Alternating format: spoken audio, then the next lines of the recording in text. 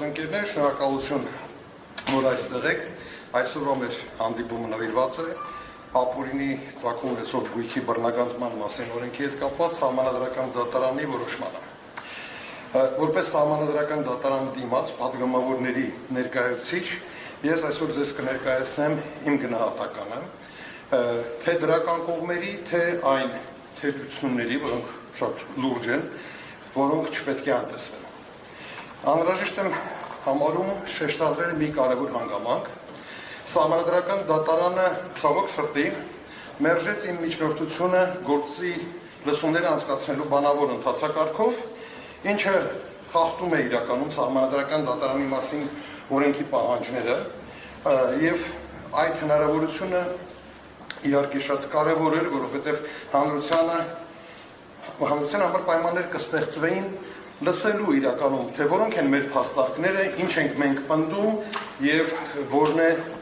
որ սահմանադրական դրույթներն են դրա հիմքում։ Այնուամենայնիվ այս հնարավորությունը անտեսվեց, այնպես որ ես կփորձեմ այսօր օգտագործել այս հանդիպման հնարավորությունը գոնե համառոտ, բայց ներկայացնելու մեր հիմնական դրույթները, այն դրույթները, որոնք ընկած էին մեր դիմումի հիմքում։ Բայց մինչև շարունակելը կուզենայի մի բան, շատ կարևոր բան հստակ ընդգծել։ Ես ինքս անվերապահ պաշտպանում եմ հանցագործության եւ հատկապես կոռուպցիայի արդյունքներով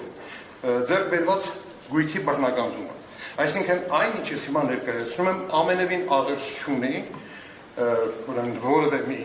մոտեցման հետ, որ փորձ է արվում պաշտպանել կոռուպցիոն գույքը, ոչ։ Բայց ես ինչքան դեմ եմ, եւ ավելի ինչքան կողմ եմ, որպեսզի կոռուպցիայի արդյունքում ձեռք բերված գույքը բռնագանձվի, ես նույնքան դեմ եմ, որ հիմքում դրվի բացարձակապես այլ պոպուլիստական գաղափար, որ եթե ինչ-որ մեկը հարուստ է, ապա դա նշանակում է, որ նա գողացել է։ Ես նաեւ համարում եմ, որ կոռուպցիայի դեմ պայքարը ինչքան էլ կարևոր չլինի, այն միևնույն է, չի կարող հիմք հանդիսանալ, որպեսզի խախտվեն սահմանադրական հիմնարար իրավունքները։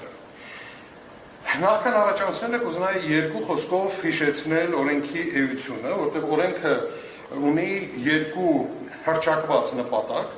Առաջինը դա կոռուպցիայի դեմ պայքարն է եւ այն վերաբերում է նախկին եւ ներկա պաշտոնյաներ։ Երկրորդ հռչակված նպատակը, սրանք խնդրում եմ ուշադրություն դարձնել, որովհետեւ սրանք շատ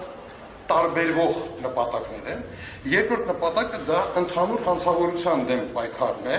որը վերաբերում է անձանց, որոնք օրենքով սահմանված որոշակի ցանկից հանցագործություններ են կատարել, եւ այս դեպքում բացարձակապես էական չէ, այդ մարդիկ պաշտոնյա եղել են, չեն եղել, զբաղեցնում են ներկայումս պաշտոն կամ չեն զբաղեցնում։ Ընդ որում երկրորդ պարագայում հանցավորության դեմ պայքարի պարագայում օրենքը որևէ պահանջ չի դնում, որ հանցագործությունը պետք է դատարանի կողմից հաստատված լինի։ Այսինքն կարող է անգամ ընդհանրապես քրեական գործ հարուցված լինել եւ այլն, եւ ավելին օրենքը նշում է, որ եթե անգամ անձը հանգարց ու արդարացվեց եւ համարվեց, որ նա հանցագործությունը չի կատարել, բռնագանձման վարույթը միևնույնն է պետք է շարունակվի։ Տարօրինակ է, բայց օրենքը պարունակում է նաեւ այդպիսի դրույթ։ Ուսումնասիրության շրջանակն է բավականին լայն, այն ընդգրկում է 1991 թվականի սեպտեմբերից սկսած ձեռք բերված գույքը եւ օրենքը պարունակում է դրույթ, որ դա որևէ կապ չունի, արդյոք դա ձեռք է բերվել պաշտոն զբաղեցնելուց առաջ, հետո հանցագործության հետ որևէ կապ ունի, թե ոչ։ Եվ եթե անձը չկարողանար ներկայացնել բավարար ապացույցներ, որ այդ գույքը նա ձեռք է բերել օրինական եկամուտներով, ապա այդ գույքը պետք է բռնագանձվի։ Այժմ ուզում եմ անդրադառնալ սահմանադրական դատարանի որոշման դրական կողմերին։ Առաջինը, դատարանը հաստատեց մի պարզ եւ շատ տրամաբանական ճշմարտություն, որ հանցավորության դեմ պայքարում բռնագանձվող գույքը պետք է կապ ունենա հանցագործության հետ։ Ես կապ բառը ասելուց ավելի երևի ճշգրիտ ձևակերպում կուզենայի օգտագործել, որպեսզի չդառնա քննարկման առարկա ավելորդ։ Դատարանը նշել է, որ այն պետք է որոշ հավաստիությամբ ցույց տրվի, որ կապ ունի այդ հանցագործության հետ։ Պետք չի միանշանակ դա ցույց տալ, բայց այնուամենայնիվ այն տրամաբանական կապ պետք է ունենա այդ հանցագործության հետ։ Բառացի եթե մեջ բերեմ սահմանադրական դատարանի ասածը դա հետևյալն է. բռնագանձման ենթակա է այն գույքը, որը կապ ունի համապատասխան հանցանքի։ Սա բառացի ձևակերպումն է սահմանադրական դատարանի։ Ասեմ, որ սա նորություն չէ, իրավաբանական նոր միտք չէ։ Այն դեռևս Տոդորովի գործով 2021 թվականի մարդու իրավունքների եվրոպական դատարանի այդ գործով ամրագրված է եղել որպես շատ հստակ սկզբունք եւ մենք այս սկզբունքը մատնանշել ենք մեր դիմումում։ Ավելին ասեմ, որ Հայաստանի Հանրապետության հակակոռուպցիոն դատարանում քննվող գործերով բազմաթիվ փաստաբաններ այդ հարցը, այդ փաստարկը ներկայացրել էին։ Բայց դատարանները եւ դատախազները այն առ այս պահը մերժում էին իրավունքից իհարկե շատ հեռու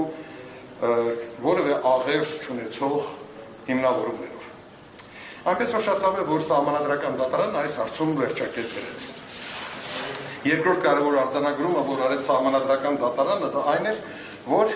նշեց, որ եթե խոսքը վերաբերում է կոռուպցիայի դեմ պայքարին, ապա պետական պաշտոնյայից կարող է բռնագանձվել միայն այն ենթադրյալ ապօրինի գույքը, որը ձեռք է բերվել պաշտոնավարումը սկսելուց հետո։ Սա է շատ բնական եւ տրամաբանական, որտեղ եթե խոսքը կոռուպցիայի դեմ պայքարի մասին է, ինչ կապ ունի այն գույքը, որը ձեռք է բերվել մինչև պաշտոնի անցնելը։ Եվ կա եւս երրորդ հետաքրքիր մի դրույթ, որը սահմանադրական դատարանը ամրագրեց, խոսքը վերաբերում է նրան, որ ազգային ժողովը պարտավոր է սահմանել վաղեմության ժամկետ։ Խոսքը վերաբերում է կոռուպցիոն տիպի հանցագործությունների դեմ պայքարի շրջանակներում, որովհետև եթե ինչ-որ մեկը, ինչ-որ մի ժամանակահատված իր կյանքի զբաղեցրել է պետական պաշտոն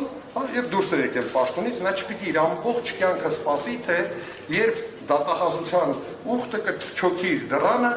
եւ ասի, թե ես որտեղից է այս գույքը, որ դու ձեռք ես բերել այս տարիների ընթացքում։ Ցավոք սրտի այս հարցի վերաբերյալ սահմանադրական դատարանը արեց ընդամենը կես քայլ, որովհետեւ ամենաողջամիտը կլիներ, եթե սահմանադրական դատարանը համարեր այս նորման բացակայությունը վաղեմության ժամկետի հակասահմանադրական եւ ժամկետ տար, որպեսզի ազգային ժողովը այդ ժամանակահատվածում որոշում ընդուներ։ Սակայն դա այդպես չարվեց, ամրագրվեց ավելի շատ որպես բարի ցանկություն, սա ուրեմն վերջին ասածս իսկապես կես քայլ էր։ Սահմանադրական դատարանի որոշումների հիման վրա այժմ պետք է անհապաղ ձեռնարկվեն հետևյալ քայլերը։ Նախ դատախազությունը պարտավոր է հրաժարվել հանցավորության դեմ պայքարի շրջանակներում հարուցված այն բոլոր գործերից, որոնցով կապը չի ներկայացրել այն ենթադրյալ ապօրինի գույքի եւ հանցավոր արարքի հետ։ Առավել եւս դատախազությունը պարտավոր է անհապաղ հրաժարվել բոլոր այն գործերից, որոնցով անձինք արդարացվել են։ Իսկ ինչ վերաբերում է կոռուպցիայի դեմ պայքարի շրջանակներում հարուցված գործերի, ապա այդ գործերի շրջանակներում դատախազությունը պետք է վերահաշվար կատարի եւ հրաժարվի այն գույքերի բռնագանձման պահանջից, որոնք ձեռք են բերվել մինչեւ պաշտոն զբաղեցնելը։ Ցավոք սրտի այսքանով ավարտվում է սահմանադրական դատարանի որոշման դրական կողմերը եւ այժմ ես անցնեմ բացասական